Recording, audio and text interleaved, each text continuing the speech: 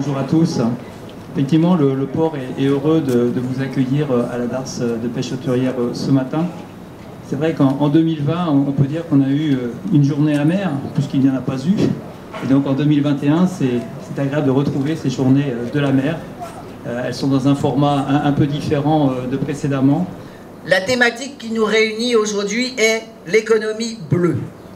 Pour une île à la fois terrienne et maritime comme la Réunion, autant dire qu'il s'agit d'une nouvelle frontière, pour reprendre une expression du président Kennedy. L'économie bleue recouvre une palette d'activités d'une grande variété.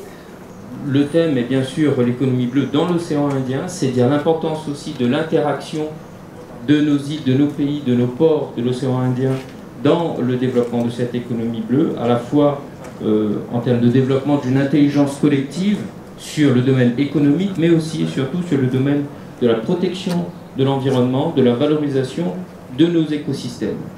Il est important que les acteurs s'engagent, mais il est important que nous partagions aussi ces enjeux avec l'ensemble des populations de l'océan Indien et pour ce qui nous concerne avec tous les Réunionnaises et toutes les Réunionnaises et tous les Réunionnais.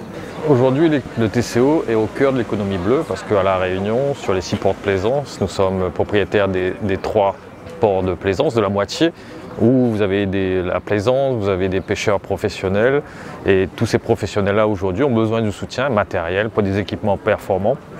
Sur le territoire du TCO, bien sûr, nous avons le grand port maritime, mais un point stratégique qui est la zone arrière portuaire avec notre compétence économique. Notre objectif, c'est de développer cette zone et faire à ce que ça facilite le développement de cette économie.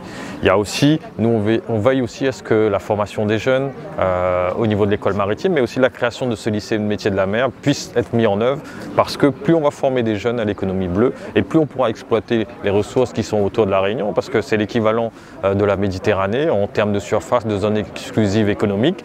D'autres l'exploitent, mais il faut que les Réunionnais aussi soient en capacité d'exploiter cette zone, que ce soit sur la pêche hauturière, mais aussi avec les richesses sous-marines qui existent dans cette zone sud de l'océan Indien.